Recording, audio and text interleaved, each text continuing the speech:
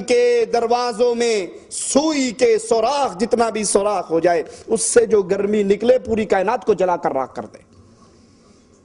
ان قبروں پہ چلے ہوئے چراغوں اور پنکھوں کی اس قبر والے کو کوئی فائدہ نہیں۔ صحیح مسلم میں ہے، جابر بن عبداللہ رضی اللہ عنہما سے روایت ہے، رسول اللہ صلی اللہ علیہ وسلم نے قبروں کو پختہ کرنے، قبروں پر بیٹھنے، قبروں پہ قبے بنانے، عمارت بنانے سے منع فرمایا۔ ہم منع کریں کہ یہ وہابی ہے، گستاخ ہے، اولیاء کو نہیں مانتا، بزرگوں کی توہین کرتا ہے۔ صحیح مسلم، قرآن کے بعد صحیح بخاری کا مقام، صحیح بخاری کے بعد صحیح مسلم کا مقام، اور صحیح مسلم اور صحیح بخاری دونوں کتابوں میں کوئی ضعیف موضوع من گھڑت روایت نہیں ہے۔ اور اللہ کے نبی کی یہ حدیث صحیح مسلم میں ہے، آپ نے قبروں کو پختہ کرنے سے منع فرمایا۔ ہمارے ہاں درباروں پہ سنگ مرمر لگتا ہے، غریب کو روٹی کھانے کے لیے میسر نہیں، اور یہ بابا جی کی قبر پہ 4-5 لاکھ روپیہ لگ کے پتھر کا کام ہو رہا ہے۔ رسول اللہ صلی اللہ علیہ وسلم نے قبروں پر بیٹھنے، مجاور بننے سے منع فرمایا۔ رسول اللہ صلی اللہ علیہ وسلم نے قبروں پر داتا کمپلیکس بنانے، قبہ بنانے، عمارت بنانے سے منع فرمایا۔ اور ابو داؤد میں ہے، رسول اللہ صلی اللہ علیہ وسلم نے قبروں پر لکھنے سے منع فرمایا۔ قبروں پر لکھنے سے، حاجی اللہ بخش تاریخ وصال اتنا اور اس سے بورڈ لگتے ہیں، سنگ مرمر کی پھٹیاں باقاعدہ آرڈر پہ تیار ہوتی ہیں۔ رسول اللہ صلی اللہ علیہ وسلم کی حدیث ابو داؤد کے اندر موجود، آپ نے قبروں پر لکھائی کروانے سے منع فرمایا۔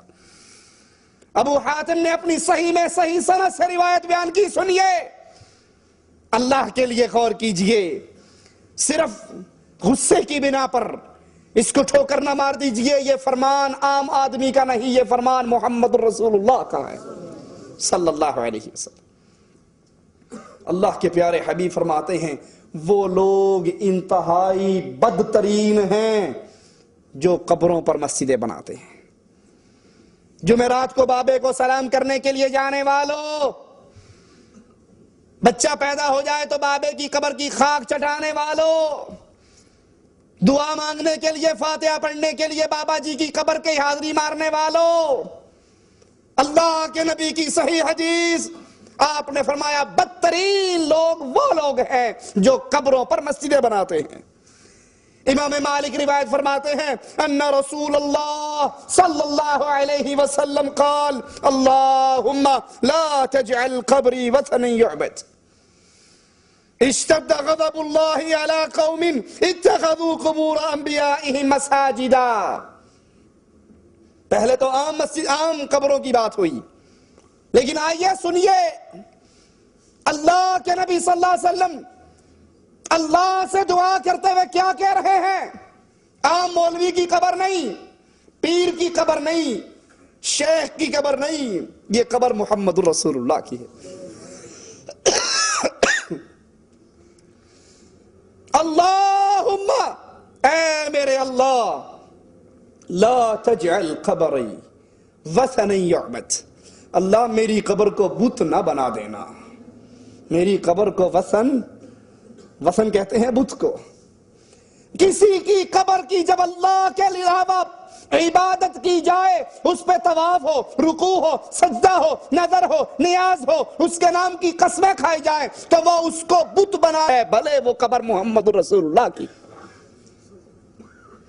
اللہم لا تجعل قبری وثنا يعبد، اللہ میری قبر کو بت نہ بنا دینا، وثن نہ بنا دینا کہ لوگ اس کی عبادت کریں۔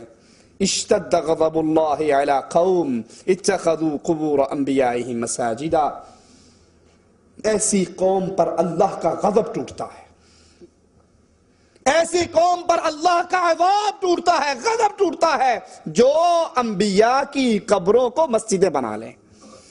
جو انبیاء کی قبروں کو مسجدیں بنائیں ان پہ تو غضب ٹوٹتا ہے، اور جو مادو لال حسین کی قبر پہ عرس لگائیں، مادو لال حسین، انڈیا والوں سمجھے ہو نام کو یا نہیں؟ مادو آپ کے علاقے میں ہوتا ہے مادو یا نہیں ہوتا؟ مادو ہندو لڑکا تھا، لال حسین صوفی بزرگ تھا، دونوں میں عشق بازی ہو گئی۔ مادو ہندو بچہ اور لال حسین اس کا عاشق، دونوں کو مرنے کے بعد لاہور میں دفن کر دیا، اور باقاعدہ طور پہ اس کا ٹھیک ٹھاک عرس لگتا ہے، مادو لال حسین عاشق معشوق کا عرس لگا ہوا ہے، یہ اولیاء اللہ ہے؟ بدماش ہیں یہ۔ اللہ کے نبی صلی اللہ علیہ وسلم اپنی قبر کے بارے میں کہہ رہے ہیں، انبیاء کی قبروں کے بارے میں کہہ رہے ہیں اشتد غضب اللہ علی قوم اتخذوا قبور انبیائہم مساجدا، جو نبیوں کی قبروں پر سجدے کریں، مسجدیں بنائیں، طواف کریں، نظر نیاز کریں، دعا کریں، پکاریں، ان پر اللہ کا غضب حلال ہوتا ہے، اور جو عاشق مشوق کی قبر پہ جا کر یہ سارا کچھ کرے تو وہاں کیا ہوگا؟ عبداللہ بن عباس سے روایت ہے کہ لات، شرک کیسے داخل ہوتا ہے سنیے، لات جس کو کفار مکہ پوجا کرتے تھے، یہ لات اللہ کا ولی تھا، حاجیوں کو ستو گھول گھول کے پلایا کرتا تھا، اور اس کے مرنے پر مجاہد رحمہ اللہ کا قول ہے کہ لات کے مرنے پر لوگوں نے اس کو دفن کرنے کے بعد اس کی قبر کی مجاورت شروع کر دی۔ اب بتاؤ، جو کام کفار مکہ کرے اور ان کے دین میں حلال ہو، وہ کام مسلمان بھی کریں، وہ ایمان والا کام ہو سکتا ہے؟ قبروں پر مجاوری تو کفار مکہ کیا کرتے تھے، اور آج یہی کام ہمارے علاقے اور ہمارے معاشرے کے اندر مولوی صاحب اور صوفی صاحب، شیخ صاحب، شیخ الحدیث صاحب کرتے ہیں۔ قبروں پہ چراغ جلانے کا رواج تو عام ہے، اور یہ چراغ جلانا قبروں پر کئی قسم کے شرک کا منبع ہے، عام بات نہیں ہے۔ ایک مولوی نے کہا یہ عام بات ہے، شرک نہیں ہے، لیکن یہ عام بات نہیں، یہ کئی قسم کے شرک کا گورکھ دھندا ہے۔ نمبر ایک، پہلا یہ کہ جو چراغ جلاتا ہے اس سے مقصود کیا ہوتا ہے کہ قبر والا مجھ سے راضی ہو جائے، تبھی جلاتا ہے نا، پھوکٹ میں کوئی جلائے گا؟ اسی لیے جلاتا ہے کہ قبر والا بابا مجھ سے راضی ہو جائے۔ تو راضی کس کو کرنا چاہیے؟ اللہ کو۔ جب اللہ کے علاوہ کسی اور کی رضا مقصود رکھو گے تو یہ شرک ہے۔ نمبر دو، چراغ جلانے والے کا یہ عقیدہ ہے کہ قبر والے کو چراغ جلانے کا علم ہوتا ہے، اگر اسے پتا ہو کہ اسے تو پتہ ہی نہیں لگنا کہ میں کب جلا کر گیا نہیں، تو کیا خیال ہے وہ جلائے گا؟ اس کا یہ عقیدہ ہے کہ یہ قبر والے کو چراغ جلانے کا علم، آپ تو چراغ جلانے کی بات کرتے ہو، یہ ہمارے ہاتھ میں ملفوظات احمد رضا خان صاحب بریلوی ہے، اس ملفوظات کے اندر وہ حضرت جی قبر پہ جانے کا طریقہ کار بیان کرتے ہیں، اور کہتے ہیں جب تم قبر پر جاؤ، قبر پر جانے کے لیے میت کے سامنے سے آؤ، 271 صفحے پر، میت کے سامنے سے آؤ، اس کے سرہانے سے ہو کر نہ آؤ۔ کیوں؟ کہتا جب تم میت کے سامنے سے آؤ گے نا تو میت کو دیکھنے میں تکلیف نہیں ہوگی، اسے پتا ہوگا کون آ رہا ہے، اور جب منڈی کے پیچھے سے آؤ گے تو اسے بھی موڑ کر دیکھنا پڑے گا کون آیا تھا، مردے کو تکلیف ہوگی۔ ہاں واللہ، جب میت کے پاس آؤ تو سامنے سے آؤ۔ تو چراغ قبر پہ جلانے والا، دیا جلانے والا، اس دیے کا تیل اپنے کانوں میں ڈالنے والا یہ عقیدہ رکھتا ہے کہ اس بابے کو سارا پتا ہے میری قبر پہ چیڑا آیا ہے، چیڑی آئی ہے، مرید آیا ہے، مریدنی آئی ہے، خالی آئے ہیں یا اونٹ پہ بیٹھ کے آئے ہیں۔ اور نمبر تین، وہ چراغ جلانے والا اس نیت سے جلاتا ہے کہ میرا بچہ بولتا نہیں، چراغ جلاؤں گا تو یہ بابا میری بگڑی ہوئی کو بنی ہوئی کر دے گا۔ وہ چراغ جلاتے ہوئے کہتا ہے بری بری سرکار بری، میری کھوٹی قسمت کر دے ہری۔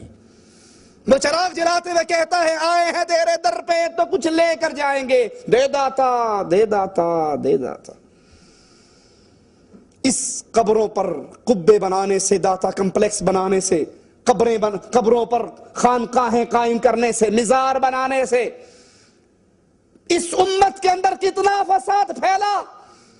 آئیے ذرا غور کرتے جائیے، یہ امت کے اندر فساد کا کون کون سا دروازہ کھل گیا۔ نمبر ایک، ان قبروں پر، ان مزاروں پر نماز پڑھنی جانے لگی، حالانکہ رسول اللہ صلی اللہ علیہ وسلم نے قبر پہ نماز پڑھنے سے منع کر دیا۔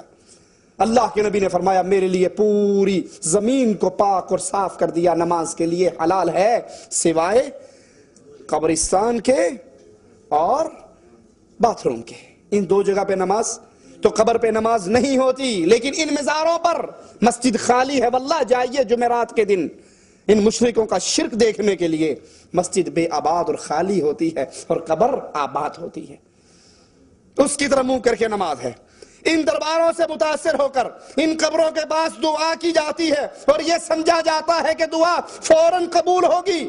بزرگوں کی قبروں کی وجہ سے مصیبتیں ٹل جاتی ہیں، یہ بزرگ بہت کچھ کر دیتے ہیں، آپ کا دل نہیں مانتا تو آئیے میں سناتا ہوں. جو بات کہتا ہوں اللہ کی توفیق سے دلیل اپنے ساتھ رکھتا ہوں. یہ ارواح ثلاثہ ہے. اشرف علی حکیم الامت، معذرتاً نام ٹھیک لینے دو، حکیم الامت حضرت مولانا شاہ اشرف علی تھانوی، اس کو شائع کیا ہے مکتبہ رحمانیہ اردو بازار لاہور نے. اس کا صفحہ نمبر ہے صفحہ نمبر 302. 302 پر فرماتے کیا ہیں ذرا سنیے آپ. مولانا قاسم نانوتوی کے بارے میں کہتے ہیں، فرمایا مولوی معین الدین صاحب حضرت مولانا محمد یعقوب صاحب کے سب سے بڑے صاحبزادہ تھے. یہ مولوی محمد یعقوب صاحب کی کرامت سنیے. وہ حضرت مولانا کی ایک کرامت جو ان کے مرنے کے بعد واقع ہوئی بیان فرماتے ہیں کہ نانوتوا شریف کے اندر بہت زیادہ بخار پھیل گیا. جو شخص مولوی یعقوب کی قبر سے مٹی لے جا کر باندھ لیتا اس کا بخار اتر جاتا. اتنا مشہور ہوا، لوگوں نے مٹی اٹھانی شروع کر دی. یہاں بھی آتے ہیں تو مدینے سے خاک شفا کی ڈھیلے لے کر جاتے ہیں. جس کے کھانے سے پیٹ میں کیڑے پڑتے ہیں شفا نہیں ہوتی. شفا اتارنے والا کون؟ اللہ عز و جل. کہا اتنی مٹی لے کر گئی. ادھر بیٹا ان کا مٹی کی ٹرالی قبر پہ ڈالتا ہے، گھنٹے میں صاف. سید لیا مفت میں کھل گئی. ایک دفعہ ڈالی، 2 دفعہ ڈالی، 3 دفعہ ڈالی، آخر بیٹا پریشان ہو گیا. سنیے کہتے ہیں کہ بیٹا جو تھا بڑا تیز مزاج کا آدمی تھا. وہ قبر پہ آیا. صرف شاہ بریلوی صاحب نہیں مان رہے کہ مردے کو سارا پتا ہے، یہ حضرت دیوبندی صاحب بھی فرما رہے ہیں. وہ قبر پہ آیا، بہت تیز مزاج سا، کہنے لگا ابو آپ کی کرامت ہوگی، ہماری مصیبت ہو گئی. ادھر مٹی ڈالتے ہیں، ادھر پھٹا صاف ہو جاتا ہے. یاد رکھو اگر اب کے بعد کوئی ٹھیک ہوا تو مٹی نہیں ڈالیں گے، ایسے ہی پڑے رہیو. لوگ جوتے پہن کے تمہارے اوپر سے گزریں گے. کہا بس اسی دن سے پھر کسی کو آرام نہیں آیا. وہ نیچے سے پینا ڈال کے ٹیکے ڈال رہا تھا، وہ نکال لیا اس نے. اس کے بعد پھر کسی کو آرام نہیں آیا. جیسے مشہور ہوا تھا کہ آرام آ جاتا ہے، ویسے ہی شہرت ہوگی کہ پہلے آتا تھا. جب سے یہ ڈر ہو گیا کہ بیٹا مٹی نہیں ڈالے گا، آرام آنا بند ہو گیا. یہ بدترین قسم کی بدعت ہے. اور یہ عقیدہ رکھنا کہ یہ بزرگ تصرف کر سکتے ہیں، شفا دے سکتے ہیں، ان کی مٹی سے شفا ہو جاتی ہے، یہ عقیدہ رکھنا بدترین قسم کا شرک بن جاتا ہے. دربار پر قبے بنانے والے، ان پہ چراغ جلانے والوں پر اللہ کے نبی کی لعنت اور پھٹکار ہے. درباروں کی وجہ سے مسجدیں ویران ہو گئی، دربار آباد ہو گئے. مسجدیں ویران ہو گئی، دربار. جس نے کسی کو ٹائم لینا دینا ہوتا ہے کہتا امی میں بابا کو سلام کرنے چلی، اور فون کر دیتی اتنے بجے پہنچ جاؤں گی، کوئی اور سلام کرنے آ جاتا. بدماشی کے اڈے یہ قبریں، یہ دربار بن گئے. درباروں پر عورتوں اور مردوں کا مخلوط اجتماع. رسول اللہ صلی اللہ علیہ وسلم اپنے مسجد نبوی سے نکلے، صحابہ اور صحابیات کو اکٹھے چلتے ہوئے دیکھا جو نماز پڑھ کے باہر نکلے تھے. غضبناک ہو کر اللہ کے نبی نے فرمایا عورتوں تمہیں کوئی حق نہیں پہنچتا راستے کے درمیان میں چلنے کا، تم دیواروں سے لگ کر چلو. مردوں تم درمیان میں چلو. حدیث میں آتا ہے عورتیں دیواروں سے ایسے لگ کر چلتی کہ ان کے دوپٹے ان دیواروں کے پتھروں میں اٹک جایا کرتے تھے. اللہ کے نبی صلی اللہ علیہ وسلم تو نمازیوں کے، اور نمازی بھی ابو بکر، عمر، عثمان و علی. عورتوں میں عائشہ، حفصہ، فاطمہ، ام سلمہ، زینب، ام کلثوم، رقیہ، پاک دامن بیبییں اور پاک دامن مرد. لیکن نبی نے ان کے اکٹھ کو پسند نہیں کیا. تو لسوڑی شاہ کے دربار پہ جو میلہ لگتا ہے وہاں جو آتی ہیں ان کا اکٹھ کیسے پسند ہوگا؟ عورتوں اور مردوں کا اکٹھ ہونے لگا. پھر اس کی وجہ سے زنا عام ہوا، شراب عام ہوئی، منشیات اور پاؤڈر اور ہیروئن عام ہوئی. بدکاری کے اڈے بن گئے. اپنے پاس سے نہیں کہتا، یہی حضرت احمد رضا خان صاحب بریلوی کی ملفوظات. کیسے کیسے بدکاری کے اڈے بنے سنیے. صفحہ 248 ہے. صفحہ 248 کے اوپر فرماتے ہیں ایک مرید آ رہا سید بدوی کبیر کی قبر کی زیارت کرنے کے لیے. راستے میں ایک چھوکری پر نظر پڑ گئی، اس کے دل میں آ گئی. جب دربار پہ پہنچا تو وہ اس پیر نے پوچھا عبد الوہاب تمہیں وہ کنیز اچھی لگی؟ کہا حضرت پیر سے، شیخ سے چھپانا ہمارے دل کو بھا گئی. کہا جاؤ وہ کنیز ہم نے تمہیں ہبہ کر دی. کہتا میں پریشان، وہ تو اس تاجر کی کنیز تھی، یہ بابا جی مجھے کیسے دے رہے ہیں؟ اتنی دیر گزری، وہ تاجر حاضر ہوا اور اس نے وہ کنیز مزار اقدس کی نظر کر دی، خادم کو اشارہ ہوا، انہوں نے آپ کی نظر کر دی، اور پھر قبر والے نے آواز لگا کر کہی عبدالوہاب دیر کاہے کی ہے، اس کو پکڑو، سامنے والے حجرے میں لے جاؤ اور اپنی حاجت کو پورا کر لو۔ یہ دربار، یہ مزار، یہ خانقاہ ہے، بدماشی، بدکاری، زنا اور بے حیائی کے اڈے اور مرکز ہیں۔